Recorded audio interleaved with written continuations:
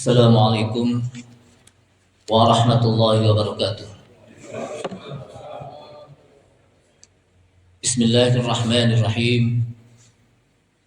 Alhamdulillahi hamdan katsiran tayyiban mubarakan fi kama yuhibbu rabbuna wa yarda.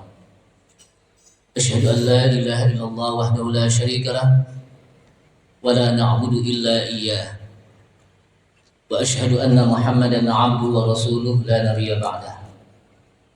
Allahumma shalli wa sallim ala nabiyyina al-karim Sayyidina Muhammad ibn Abdullah wa ala alihi wa sahbihi wa tabi'ihim wa man tabi'ahum bi ihsanin ila yaumil qiyamah.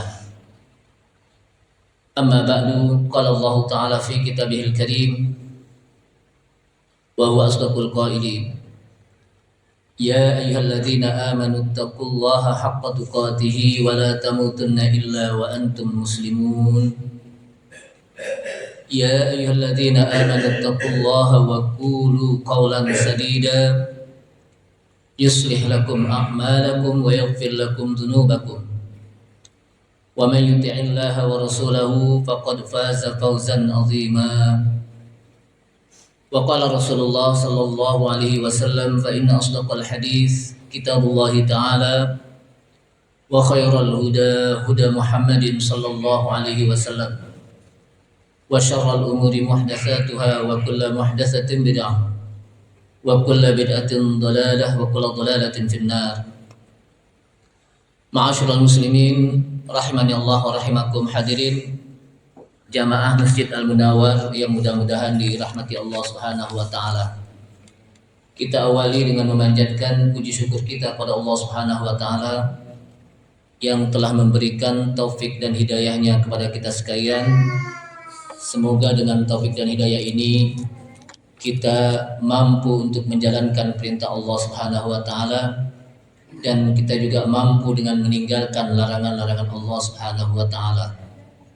Salawat serta salam tak lupa kita sampaikan kepada Nabi kita Nabi Muhammad sallallahu alaihi wasallam beserta para keluarganya, para sahabatnya, para pengikutnya yang senantiasa istiqamah di dalam menjalankan sunnah-sunnahnya. Ma'asyiral muslimin, a'azani Allah wa iyyakum, kaum muslimin yang mudah-mudahan dimuliakan Allah Subhanahu wa taala. Kita membahas pada malam ini tentang syarat dari kalimat tauhid la ilaha illallah. Sebelumnya kita sudah membahas tentang rukun kalimat tauhid la ilaha illallah. Maka pada malam ini kita akan masuk pada syarat kalimat tauhid dengan la ilaha illallah. Para ulama menjelaskan bahwa ketika seseorang mengucapkan kalimat tauhid la ilaha illallah, kalimat tauhid ini disebut juga dengan kalimatul haq. Kalimat tauhid juga disebut dengan al kalimatul ulia, juga disebut dengan kalimatut tauhid, yaitu kalimat la ilaha illallah. Di dalam syarat-syarat kalimat tauhid la ilaha illallah, maka seorang mukmin ketika dia mengucapkan kalimat tauhid la ilaha illallah itu harus memenuhi 7 syarat. Jadi ketika seorang mukmin dia mengucapkan kalimat tauhid la ilaha illallah, maka dia harus memenuhi 7 syarat. Satu syarat saja dia tidak penuhi, satu syarat saja, maka syahadatnya tidak jadi. Sehingga 7 syarat ini harus dipenuhi. Yang pertama adalah syaratnya al-ilmu. Kita sudah membahas tentang al-ilmu, di mana orang yang mengucapkan kalimat tauhid la ilaha illallah, dia harus tahu maknanya, dia harus paham maknanya. Dia harus tahu dan paham makna dari kalimat la ilaha illallah. Dalilnya adalah di mana Allah Subhanahu wa taala menyebutkan illa man syahida bil haqqi wa hum ya'lamun. Kecuali orang-orang yang menyaksikan yang hak bersaksi terhadap yang hak, yaitu kalimat tauhid la ilaha illallah, wa hum ya'lamun, sedang mereka mengetahui, artinya memahami tentang apa yang diucapkan kalimat la ilaha illallah.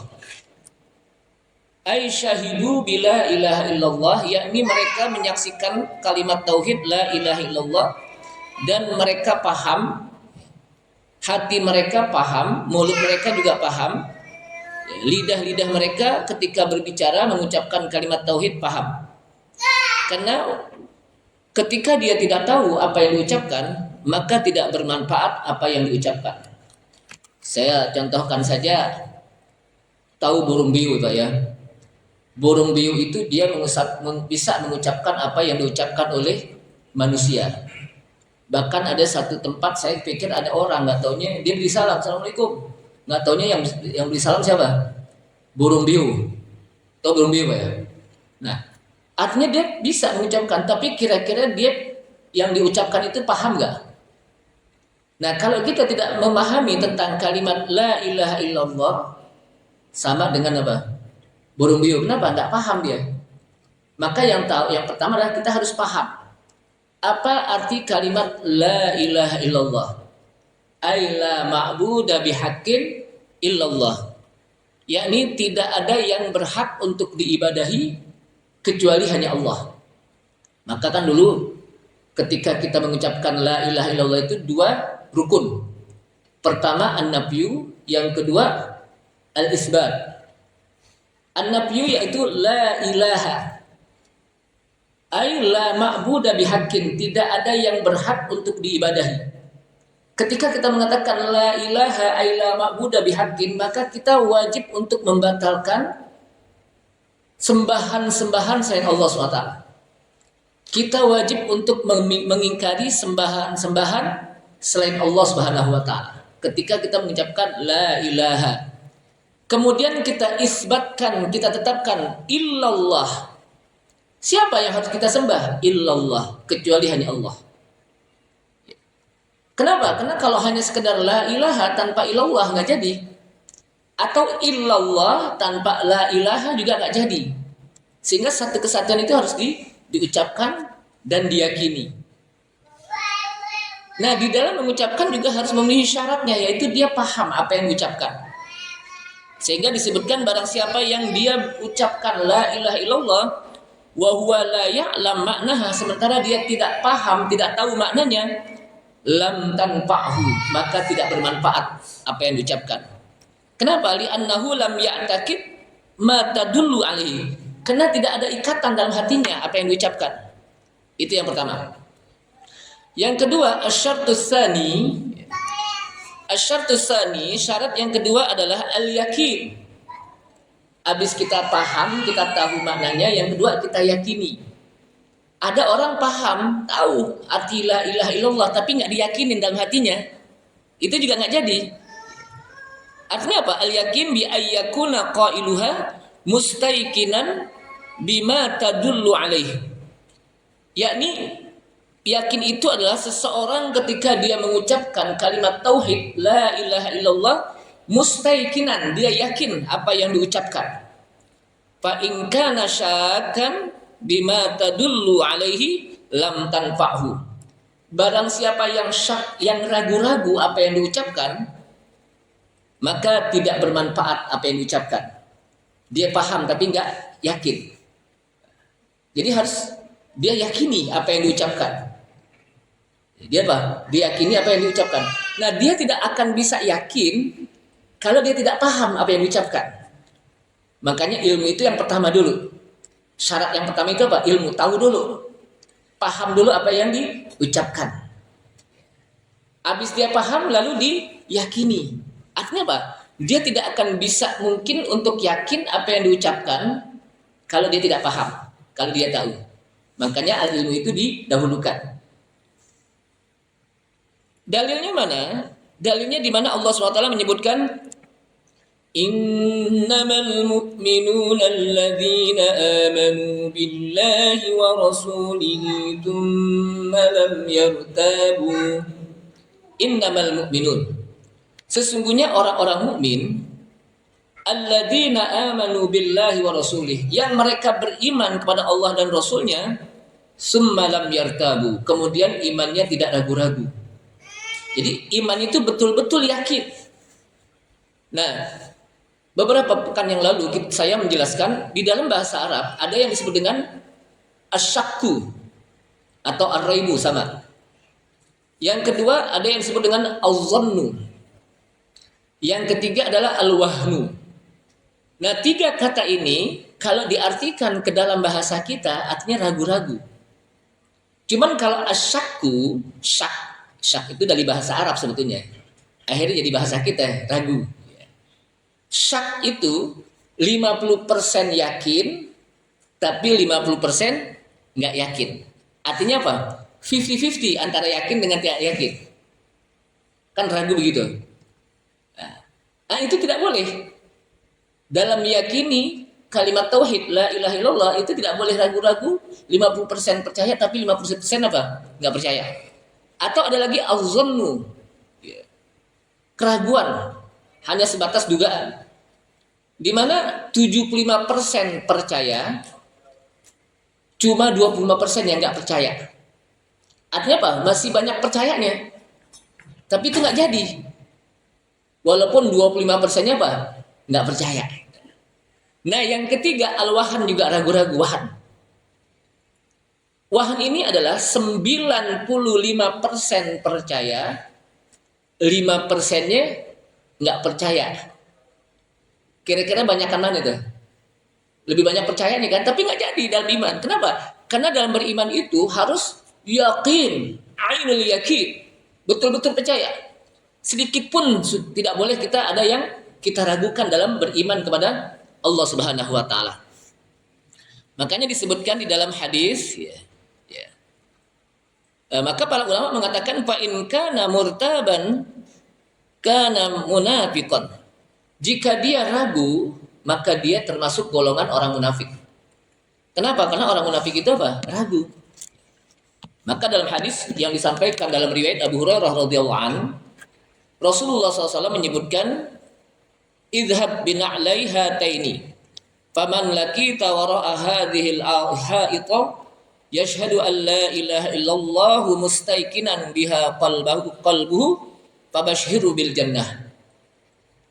Kata Rasulullah SAW dalam hadis yang diriwayatkan oleh Abu Hurairah, pergilah engkau dengan menggunakan dua sandal engkau, barang siapa yang menjumpai di balik dinding ini ada yang menyaksikan bahwa la ilaha illallah, bahwa tidak ada yang berhak untuk diibadahi kecuali hanya Allah.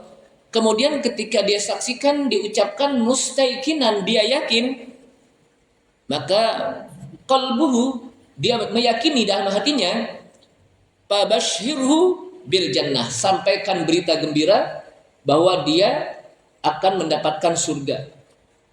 Jadi penyebab orang bisa masuk surga karena keyakinan terhadap kalimat la ilaha illallah. Makanya kan man kana akhiru kalamihi la ilaha illallah dakhalal jannah. Barang siapa yang akhir kalamnya dia mengucapkan kalimat la ilaha illallah, akhir kalamnya dengan saat dia akhir mati, meninggal akhir hidup, dia mengucapkan apa? Kalimat la ilaha illallah dakhalal jannah, maka dia akan masuk ke dalam surga. Maka kata para ulama, salah satu ciri-ciri orang yang meninggalnya husnul khotimah adalah saat ketika dia akhir hayatnya mengucapkan kalimat la ilaha illallah. Kenapa? Karena kata Rasulullah, fabashhiru bil jannah, sampaikan berita kepada orang tersebut, berita gembira bil jannah, bahwa mereka akan mendapatkan surga. Sehingga kata para ulama, faman lam yastaiqin biha qalbuhu lam yastahiqqa dukhulal jannah. Barang siapa yang tidak meyakini dalam hatinya pengucapan kalimat la ilaha illallah, maka dia tidak berhak untuk masuk ke dalam surga. Jadi orang tersebut ketika dia nggak yakin kalimat la ilaha illallah, dia tidak berhak untuk masuk ke dalam surga. Nah, implementasi, bagaimana mengimplementasikan kalimat la ilaha illallah, meyakininya, beribadahlah kita hanya kepada Allah Subhanahu wa taala. Itu implementasi dari kalimat la ilaha illallah. beribadah hanya kepada Allah Subhanahu wa taala, meminta hanya kepada Allah Subhanahu wa taala, bermohon hanya kepada Allah Subhanahu wa taala, berdoa hanya kepada Allah Subhanahu wa taala, menyembelih atas nama Allah Subhanahu wa taala. Maka itu implementasi dari kalimat la ilaha illallah. Makanya kemarin saya ingatkan, ingat ketika kita berkorban jangan lupa mengucapkan bismillah. Karena orang-orang kafir Quraisy ketika mereka menyembelih binatang ternak, mereka mengatakan Bismillah wal Uzza, mereka dengan nama Lata dan Uzza. Maka Islam memerintahkan kepada kita dengan Bismillah, bahwa yang kita sembelih atas nama Allah Subhanahu wa taala. Itu syarat kedua. Syarat ketiga adalah setelah dia yakin al-qabul lima tadathu hadhil kalimatu min ibadatillahi wahdah wa taraka ibadata ma siwa. Jadi syarat yang ketiga itu adalah menerima apa yang ada dalam kandungan kalimat la ilaha illallah. Setelah diyakini lalu diterima. Bagaimana cara menerimanya? Ya kita beribadah hanya kepada Allah Subhanahu wa taala. Ai min ibadatillahi wahdah. Yakni kita hanya beribadah kepada Allah Subhanahu wa taala dan meninggalkan ibadah-ibadah, sembahan-sembahan selain Allah Subhanahu wa taala. Jamaah sekalian, rahimakumullah. Kadang ada orang yang enggak merasa kalau dia sudah tidak beribadah atau dia beribadah kepada selain Allah. Contohnya gini. Salatnya rajin, berdoa, tapi selesai salat dia masih datengin orang-orang yang disebut dukun. Atau kalau bahasa sekarang agak kerenan dikit, orang pinter. Atau abnormal apa ya, orang apa? Paranormal ya, bukan abnormal ya. Jadi apa? Paranormal. Atau yang lain-lainnya yang dianggap dia mampu untuk bisa melihat bagaimana nasib orang yang masa akan datang. Atau itu tidak boleh. Atau dia minta-minta kepada selain Allah Subhanahu wa taala. Itu juga nggak boleh. Dulu waktu saya masih kecil itu kadang-kadang kalau kita pergi ke tempat yang kita belum pernah, ke kampung dan sebagainya, kemudian kita ingin buang air, cari WC susah saat itu. Namanya juga di kampung, akhirnya kata orang lu tuh kencing situ, tapi jangan lupa jangan lupa lu numpang-numpang. Anak orang apa anak siapa itu? Anak jin ya. Jadi masa kita dianggap anak jin atau anak babi lagi? Mau kencing. Jadi padahal kita udah diajarin oleh Rasulullah SAW, apabila kamu datang ke suatu tempat jangan lupa membaca a'udzu bikalimatillahi tammati min syarri ma khalaq. Kenapa? Karena kita nggak perlu numpang-numpang gitu. Masa numpang-numpang sama jin? Emang tanah dia gitu. Jadi apa?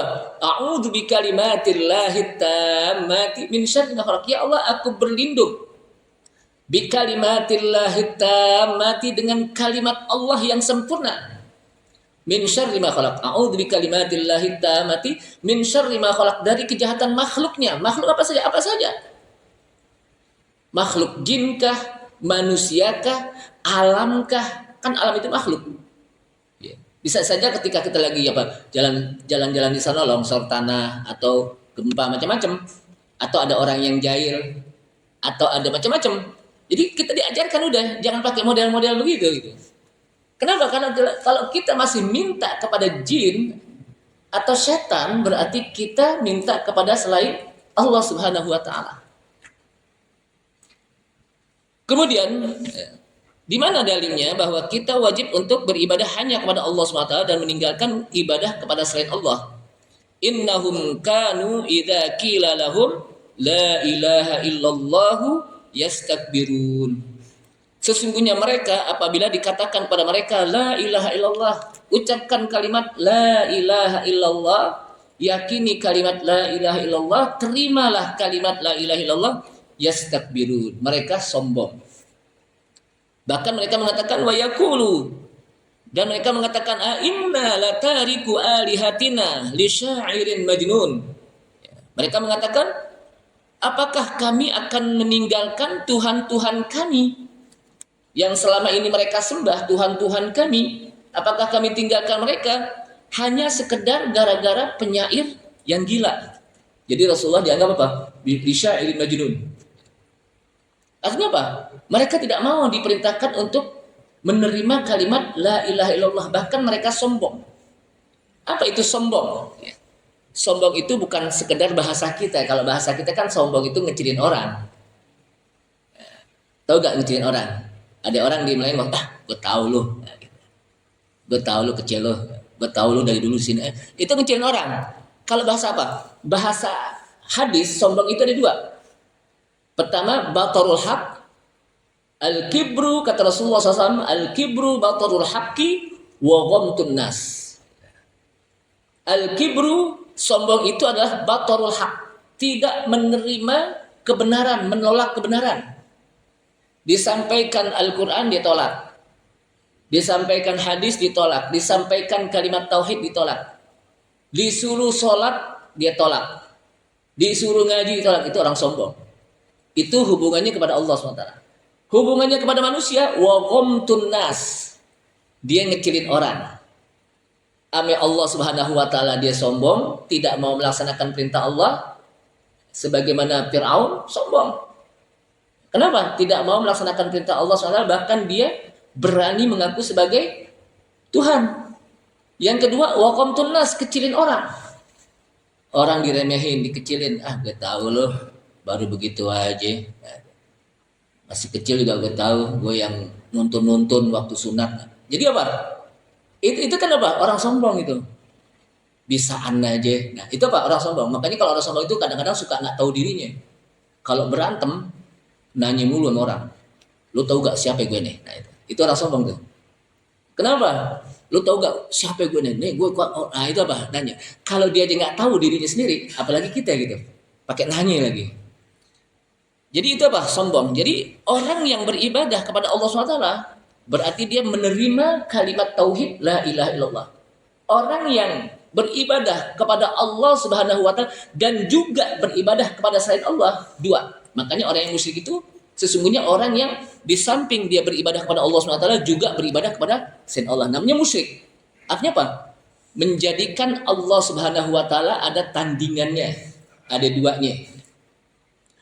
Kemudian yang ketiga adalah yang ketiga nih. Yang keempat. Enggak sengaja saya tanya, catat apa enggak gitu. Yang keempat adalah al-inqiyad lima dallat alaih, tunduk apa yang disampaikan di dalam kalimat la ilaha illallah, dia tunduk. Dia maksudnya apa? Patuh, nggak nawar-nawar. Pokoknya apa yang diperintahkan kita hanya beribadah kepada Allah SWT, kita tunduk, patuh. Makanya Allah SWT menyampaikan dalam ayat Al-Quran sebuah dalil, wa man yuslim wajhahu ila Allah wa huwa muhsinun faqad istamsaka bil urwatil wusqa. Apa kata Allah? Wa man yuslim, barang siapa yang menyerahkan wajhahu ila Allah, dirinya dia serahkan hanya kepada Allah. Maksudnya diserahkan apa? Dia tunduk betul apa yang diperintahkan oleh Allah SWT.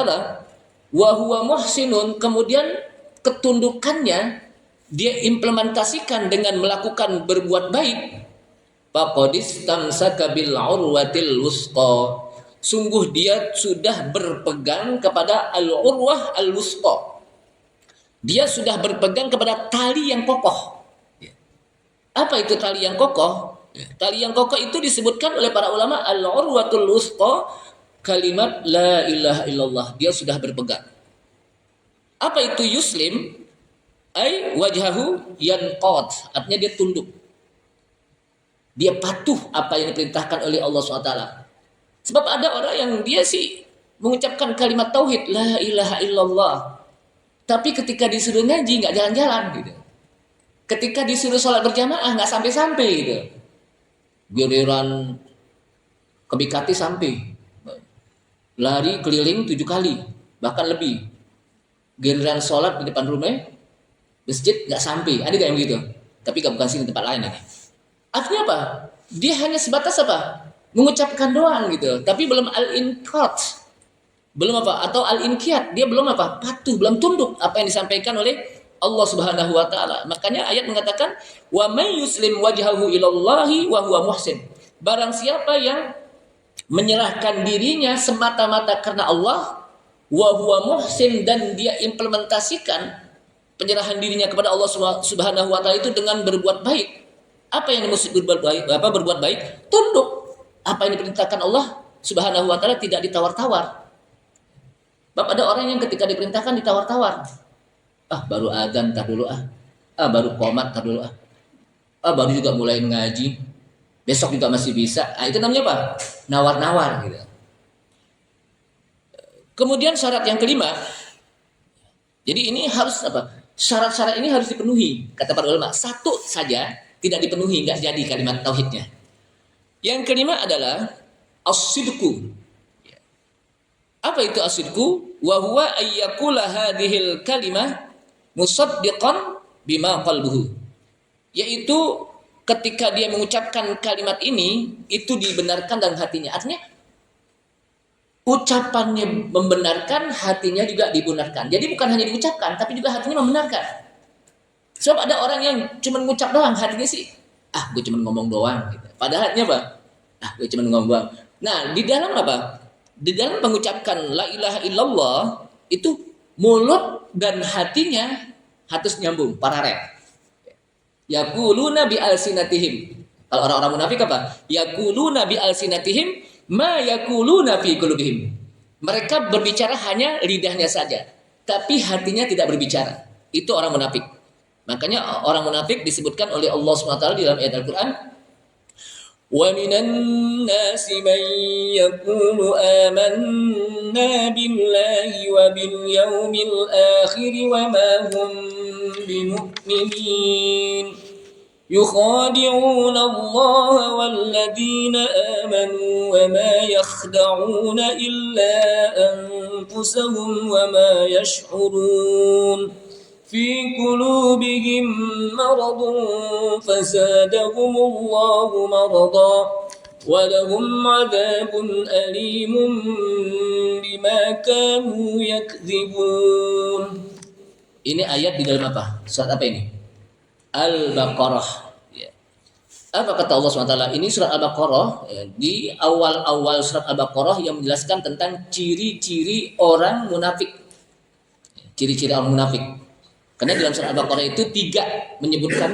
Pertama, Allah Subhanahu wa taala menyebutkan ciri-ciri orang mukmin. Cuma 5 ayat. Yang kedua, ciri-ciri orang kafir. Cuman 2 ayat. Nah, ketika Allah SWT menyebutkan ciri-ciri orang munafik, 13 ayat. Artinya apa? Ciri-ciri orang munafik itu sangat kompleks. Tahu kompleks gak? Kompleks itu bukan perumahan ya. Sangat beraneka ragam gitu. Bapak, ada orang mau kemana? Mau ke kompleks gitu. Nah, ini apa? Ciri-ciri orang munafik itu apa? Sangat kompleks, sangat beraneka ragam. Bahkan ada surat khusus yang berkenaan tentang al-munafikun. Surat al-munafikun. Saking kompleksnya, saking beraneka ragamnya ciri-ciri orang munafik. Nah, di sini menyebutkan, dan di antara manusia ada yang mengatakan amanna billah. Kami beriman kepada Allah, wa bil yaumil akhir, dan juga beriman kepada hari akhir. Tapi Allah SWT menjawab, wa ma hum bimu'minin. Padahal mereka enggak beriman. Kenapa? Yukhadi'unallaha walladzina amanu. Mereka mengira bahwa mereka bisa menipu Allah dan orang-orang beriman. Cuman sekedar mulut doang. Dia merasa kalau dia sudah menipu Allah Subhanahu wa taala dan orang yang beriman. Wa ma yakhda'una illa anfusahum, kata Allah Subhanahu wa taala. Tidaklah mereka bisa menipu Allah dan menipu orang beriman kecuali mereka menipu dirinya sendiri. Maka ayat ini ditutup walahum adzabun alimum bima kanu yakdzibun, dan untuk mereka adab yang sangat pedih. Ingat, di dalam Al-Qur'an ketika Allah Subhanahu wa taala menyebutkan adab enggak sendirian. Di sana ada yang namanya, kalau kita belajar bahasa Arab, ada na'at man'ut atau sifat mausuf. Ada sifatnya, adzabun alim. Adab yang sangat alim itu apa? Bahasa Arab ya, bukan bahasa Sunda. Kalau bahasa Sunda lain lagi. Alim itu pedih. Adzabun azim, adab yang sangat besar. Adzabun syadid, adab yang sangat dahsyat. Jadi dahsyat itu bahasa Arab juga itu. Adzabun muhin, adab yang sangat hina. Jadi tidak sedih-sedih. Ini menandakan apa? Bahwa adab Allah Subhanahu wa taala di akhirat itu enggak main-main. Dia punya sifat yang khusus, ada adab yang sangat pedih, yang sangat besar, yang sangat dahsyat, yang sangat hina. Nah, bagi orang munafik walahum adzabun alim, dan bagi mereka adab yang sangat pedih bima kanu yakdzibun, dengan sebab apa yang mereka sudah dustakan, bohong. Jadi dia tidak benarkan apa yang diucapkan. Dia cuma mengucapkan saja tapi hatinya tidak diucapkan. Tidak sesuai apa yang diucapkan dengan hatinya. Ya. Padahal ketika orang mengatakan la ilaha illallah, syarat yang keempat atau yang kelima adalah harus as-sidqu, benar. Apa yang diucapkan sesuai dengan apa yang di hatinya, tidak bertentangan. Apa yang diucapkan tidak bertentangan dengan apa yang di hatinya. Makanya orang-orang munafik nanti mereka masuk neraka itu kelasnya kelas yang paling VIP. Apa itu? Innal munafiqina fid darkil asfali minan nar. Sesungguhnya orang-orang munafik nanti di akhirat fid darkil asfal. Mereka akan berada di tempat yang paling rendah. Neraka yang paling rendah. Jadi VIP-nya surga semakin di atas semakin tinggi. Itu kalau surga itu di atasnya apa? VIP. Kalau neraka VIP-nya apa? Paling bawah. Dan orang munafik itu paling bawah kalau bahasanya di keraknya neraka deh. Yang namanya kerak kan kalau kita bikin nasi kebuli, keraknya di mana? Apa di atas apa di bawah biasanya? Kalau kita ngaronen nasi. Itu yang berkerak di bawah apa di atas biasanya? Itu tempatnya orang munafik tuh. Gitu. Artinya apa? Di api neraka itu dia jadi keraknya itu. Saking apa? Kenapa? Karena dia hanya mengucapkan tapi hatinya tidak diucapkan. Munafik. Ya. Sebab di zaman Rasulullah SAW sendiri sulit untuk membedakan siapa yang munafik dan siapa yang mukmin. Ya. Maka dengan berita dari wahyu Allah Subhanahu wa sampaikan, hati-hati jangan masuk ke dalam masjid yang namanya Masjid Dirar. Dulu ada namanya Masjid Dirar. Masjid Dirar itu masjid yang dibangun oleh orang-orang munafik. Nah, Rasulullah diperintahkan oleh orang munafik untuk kalau bahasa kita meresmikan, tapi di tengah jalan dikasih tahu. Akhirnya Rasulullah enggak bakar Masjid Dirar. Kenapa? Karena Masjid Dirar ini wa tafriqan bainal mu'minin, tujuannya hanya sekedar untuk memecah belah orang mukmin. Masjid Dirar. Jadi masjid itu kan tujuannya untuk apa? Menyatukan umat. Siapapun dia kalau dia masuk masjid bersatu, nggak melihat label, nggak melihat kalau format, pokoknya semuanya sama, takbirnya takbir yang sama, orang Mane aja sama, orang Betawi sama, takbirnya sama orang Padang. Kenapa? Semuanya mengucapkan apa? Allahu Akbar. Jangan diganti. Ketika imam sujud, semuanya sujud, nggak bisa. Imam sujud, ntar aja, nggak, semuanya sujud. Artinya apa? Karena masjid simbol persatuan umat Islam. Kemudian syarat yang keenam, ya, al-ikhlas. Nah, ini penting. Ikhlas, ya. Kenapa? Karena ikhlas ini kata para ulama tasfiyatul amal min jami'i syawa'ibis syirki. Jadi ikhlas itu merupakan pembersih amal dari semua kotoran-kotoran syirik. Makanya ikhlas itu lawannya apa? Asyirku. Ya. Al-iman lawannya apa? Al-kufru. Ingat ya. Ikhlas atau mukhlis lawasannya al-musyrik. Al-mukhlisun, al-musyrikun. Makanya al-ikhlas asyirku lawannya. Al-iman, al-kufru. Kalau al-islam apa al-islam? Al-islam. Lawannya apa al-islam itu? Lawannya ya apa ya Ustaz ya? Al-iman apa? Al-kufru. Al-kufru itu apa? Lawannya al-iman gitu. Nah, jadi Al-ikhlas lawannya asyirku. Kenapa? Karena al-ikhlas al-ibadah li ajlillah. Ikhlas itu adalah ibadah hanya kepada Allah Subhanahu wa taala. Kalau asyirku al-ibadah lillahi wa li ghairillah. Beribadah kepada Allah dan juga kepada selain Allah. Makanya syirik itu dibagi dua. Ada yang namanya syirkun shaghir, ada yang namanya syirkun kabir. Ini syirik dalam bahasa Arab, bukan bahasa kita. Karena dalam bahasa kita lain lagi tuh. Itu syirik aja, meani itu lain itu. Ini apa? Syirik yang artinya apa? Antaj'ala lillahi niddan wa huwa khalaqaka. Engkau menjadikan Allah Subhanahu wa taala ada tandingannya, padahal Allah menciptakan Anda. Ya. Jadi baik syirik kecil maupun syirik besar, dua-duanya jangan kita anggap enteng. Ya. Kalau syirik besar itu bisa menghanguskan semua amalan-amalan yang pernah kita lakukan dari mulai awal kita lakukan. Itu syirik besar. Kalau syirik kecil bisa menghabiskan pahala yang kita lakukan. Kalau kita sering syirik kecil berarti semua pahala habis. Lalu kita beribadah nyari apaan? Kan gitu. Bahkan kita bisa berdosa dengan syirik apa? Kecil. Maka tidak ada apa istilah itu kan syirik kecil, nggak bisa. Dua-duanya berbahaya bagi kita. Nah, al-ikhlas ini merupakan tasfiyatul amal. Tasfiyah itu apa? Pembersih amal min jami'i syawa'ibis syirki, dari semua kotoran-kotoran syirik. Artinya apa? Dia beramal tidak bermaksud karena riya atau sum'ah. Ya. Riya.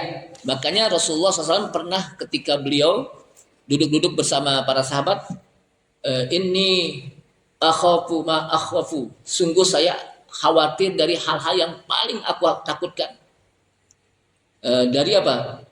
Asyirkul asghar. Dari apa? Syirik kecil.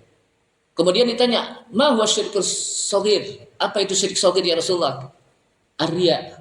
Jadi Rasulullah SAW menyampaikan hal ini di depan para sahabat yang di situ ada Abu Bakar As-Siddiq, Umar bin Khattab dan para sahabat yang lainnya radhiyallahu anhum.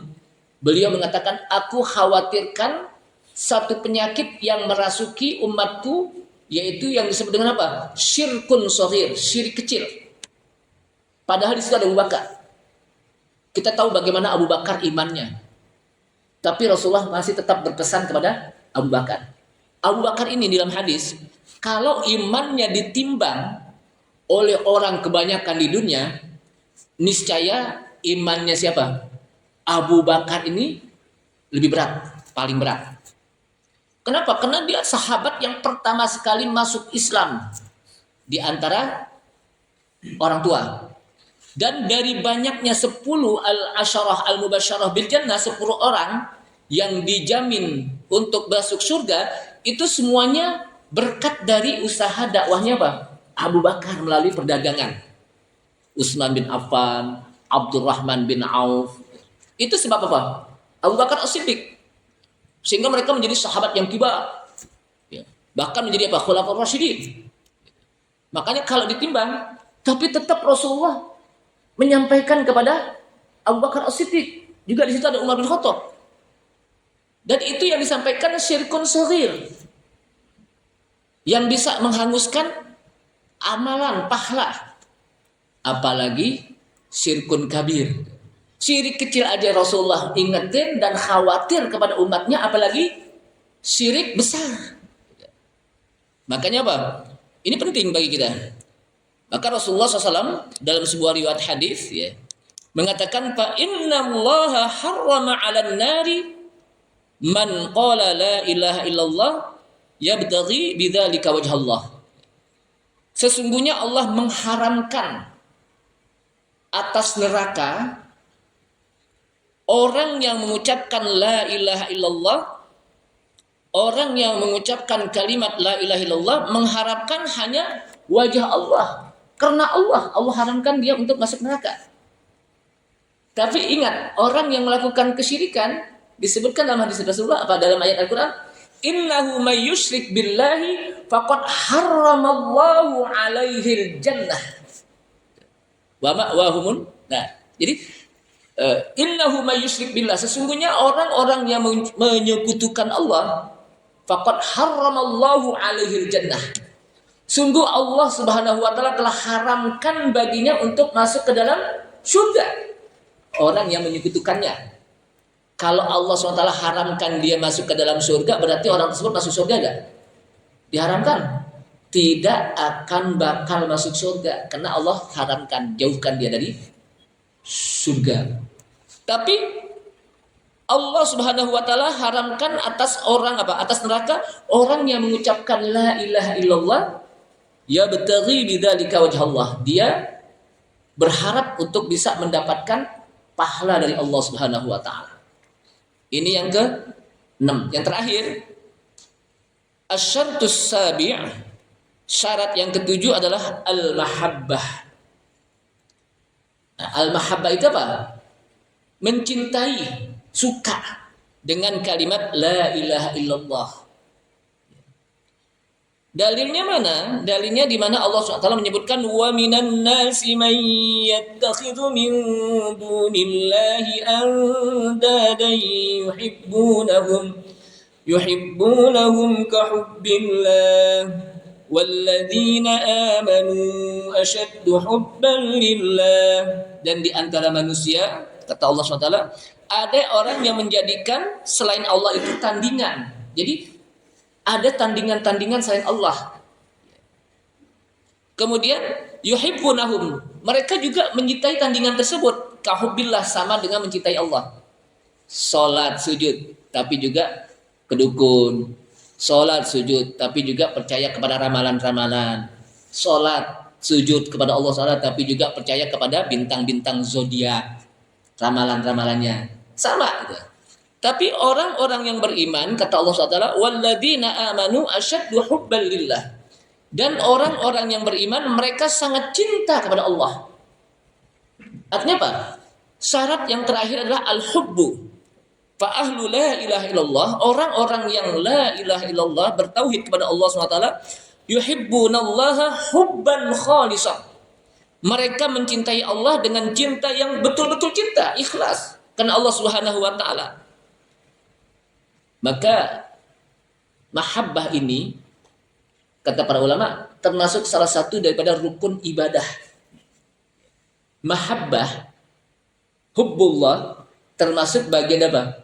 Ar-ruknul ibadah, arkanul ibadah. Ada 3. Apa itu rukun ibadah? Yang pertama, al-mahabbah. Yang kedua, ar-raja. Yang ketiga, al-khauf. Ya.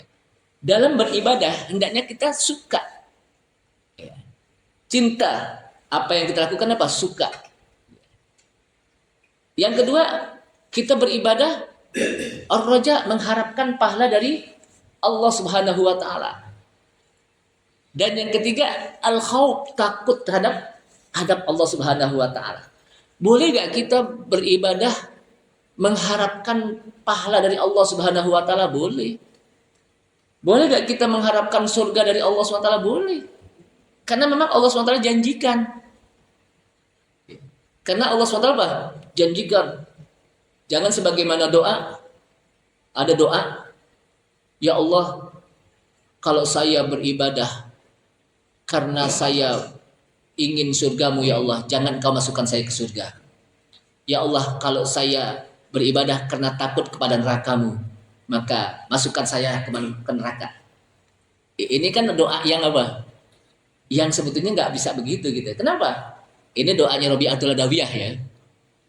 Itu apa? Jadi kita beribadah itu bukan untuk apa?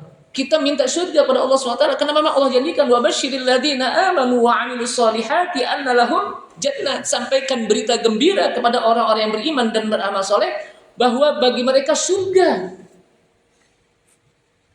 Bagi mereka apa? Surga. Para sahabat ketika mereka mendapatkan jaminan surga, kata Rasulullah, Abu Bakar fil jannah, Umar fil jannah, Utsman fil jannah, Ali fil jannah, Abdurrahman bin Auf fil jannah. Ada 10. Wah, luar biasa. Mereka luar biasa. Ketika itu bayangkan 10 orang yang mendapatkan jaminan masuk surga. Kira-kira kita ada di sini nih. Nggak ada, Ustaz. Kalau ada insya Allah minggu depan masjid sepi deh, nggak ada yang ngaji lagi. Kenapa? Ustaz udah jamin masuk surga, Ustaz ngapain lagi hadir kan gitu. Makanya kita nggak tahu apakah masuk surga atau tidak. Tapi yang jelas kita berusaha agar kita bisa mendapatkan surga dari Allah Subhanahu wa taala dengan kita apa? Melaksanakan perintah Allah, meninggalkan larangan Allah, beribadah hanya kepada Allah Subhanahu wa taala. Inilah syarat yang harus kita penuhi di dalam pengucapan kalimat tauhid la ilaha illallah. Pertama adalah, saya ulangi, al-ilmu, mengetahui. Yang kedua al-yakin, yakin. Yang ketiga al-qabul, menerima apa yang isi dari la ilaha illallah. Yang keempat al-inqiyad, tunduk. Yang kelima adalah as-sidqu, membenarkan. Dan yang keenam ikhlas. Yang ketujuh adalah al-mahabbah, suka terhadap kalimat la ilaha illallah. Mudah-mudahan Allah Subhanahu wa taala senantiasa melindungi iman dan Islam kita, dan pada akhir hayat kita mudah-mudahan kita mati dalam keadaan husnul khotimah, dan di akhirat kita mendapatkan surga dari Allah Subhanahu wa taala. Subhanakallahumma wa tahiyyatu wassalam wa akhiru da'wana alhamdulillahil alamin. Kita tutup dengan kafaratul majlis. Subhanakallahumma hamdika asyhadu an la ilaha illa anta astaghfiruka wa atubu ilaik. Assalamualaikum warahmatullahi wabarakatuh.